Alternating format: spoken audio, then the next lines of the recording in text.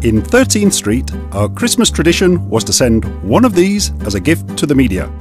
But this year we wanted to share with them our first crime of the year, and we sent them the head of a decapitated wise man. These are the steps we followed. Kidnap one of the wise men.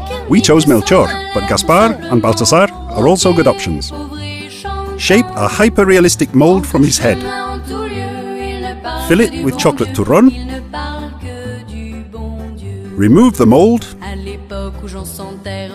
Cover the head with fondant. Add some makeup. Put it in a box. Add a card. And send the day after the arrival of the three wise men to more than 120 media offices.